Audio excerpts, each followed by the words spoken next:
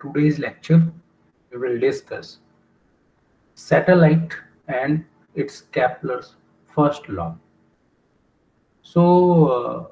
As we know, the satellite will follow all planetary motions rules. The rules which are applicable in planetary motions are applicable for satellite communication. Now, Kepler first law is what? Before understanding Kepler first law, we have to understand the basics of satellites communication. Now, as we know, satellite is a body that move around another body in a mathematical predictable path called orbit. There, the path we generally have is a circular and elliptical paths. It is common with the planetary motion paths.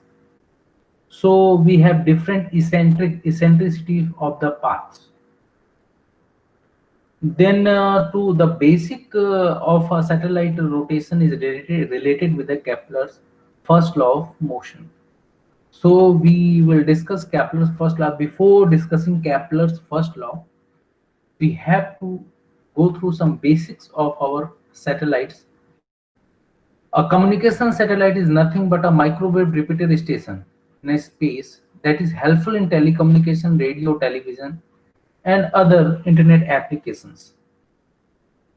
So, as we know, in previous lectures, we have discussed about natural satellites and artificial satellites.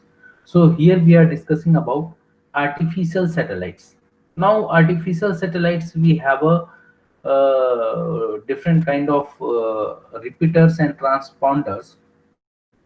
So, if a satellite is moving in a elliptical orbit, then the footprint area is always changing in case of elliptical orbit. For example, in this diagram we can say if at the center there is a earth, then exposure of a satellite when it is along minor axis, if satellite exposure to the earth, if it is along a minor axis, will be very large.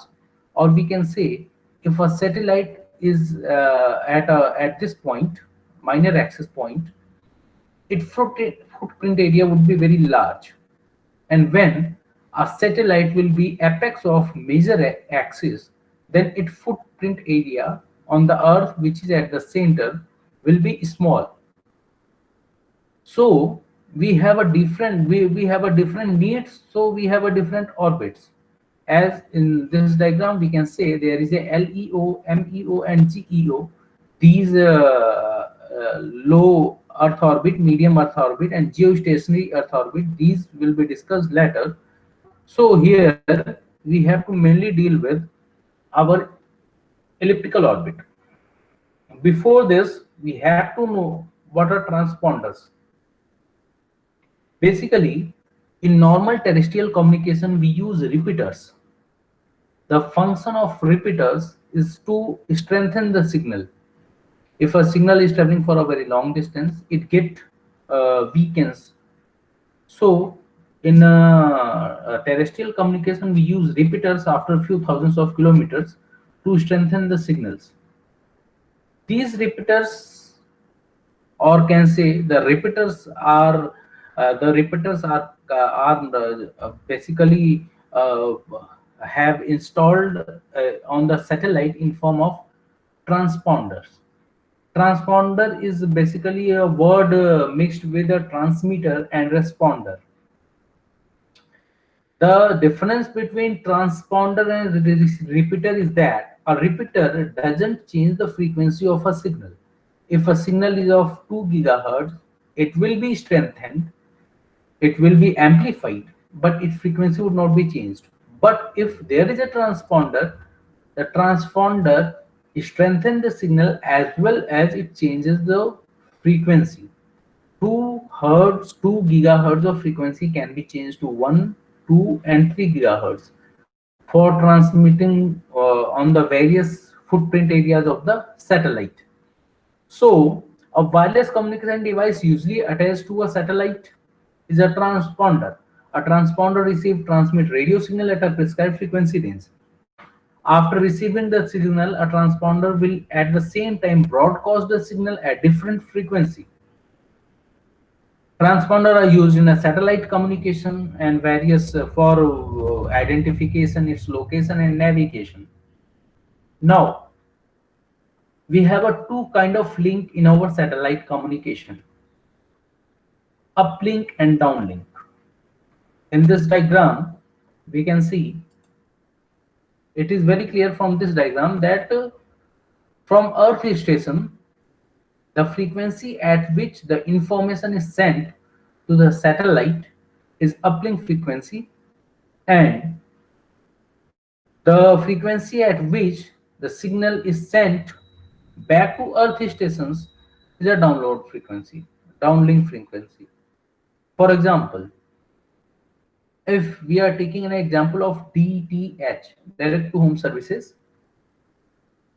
we have we have to send uplink frequency to the satellite, and satellite will change its frequency. And while this uplink frequency is a focused one, this has to be linked between one earth station antenna to the satellite antenna directly with a one link. We don't need a different locations of the antenna. There is a one location of antenna at the earth station, and there is a one location of antenna at the satellite. But the download frequency have to be changed. It is of a different nature. For in the case of DTH, the download frequency would have to be spread throughout the footprint area of the satellite, because at the earth there is number of dishes. As the number of television set, there will be as much the number of your receiving discs. So the download frequency should be of that property so that it can spread all over the earth surface, or can say the footprint area of the satellite, and it can be feed to various dishes located at the different locations on the earth. So the download frequency should have a tendency so to not to lose its signal quality while being distributed along a larger footprint area, while uplink frequency should have a tendency to have a very large amount of information signal to have to be received at a particular point. So depending on the nature of information, the frequencies of uplink frequency and downlink frequency are decided. Then after that, when we are coming to our Kepler's first law, actually Kepler's first law is giving what it is. It is giving us information about a satellite which is being rotated in an elliptical orbit. If a satellite is being rotated in an elliptical orbit, then it will have a different footprint areas at different time during a day or during a week. So it will follow a planetary motion rule. Kepler's first law states that every planet revolves around the sun in an elliptical orbit with the sun as one of its foci. So this is Kepler's law is a planetary motions law, but it is applicable same with our satellite communication. Here, in a place of sun, we have Earth, and in place of planet, we have a satellite. As such, a satellite moves in an elliptical path with Earth as its own foci. So to understand this, we have to know that the range of eccentricity should be in between 0 to 1. Here we can say the range of eccentricity should be in between 0 to 1 for a satellite to transmit signal and behave and remain in its elliptical orbit. Now, to know this, we can see here we have a semi-major axis and a semi-minor axis in an elliptical orbit. This is our minor axis and this is our major axis.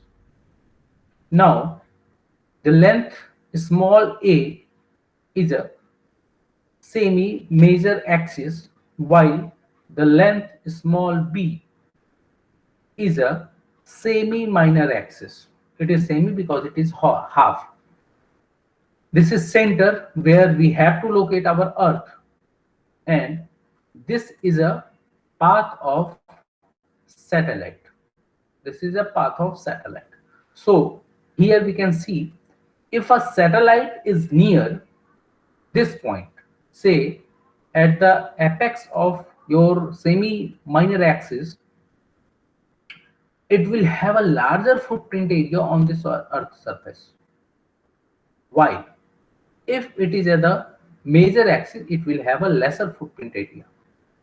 So, according to our application and needs, we decide orbit. Now coming to expression for the first law. As we know from the statement, we can say every planet revolves around the sun in an elliptical orbit, with sun as one of its foci. From if a Kepler first law is taken in case of satellite communication, then it will be said as every satellite revolves around the Earth in an elliptical orbit with Earth as one of its foci. So, now how to calculate our eccentricity, whose range should be in between 0 to 1. So, here, if A is greater than B, what is A and B?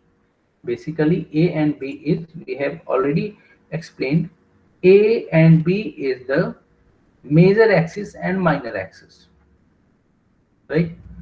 If A is greater than B, then eccentricity will be under root of A square minus B square upon A.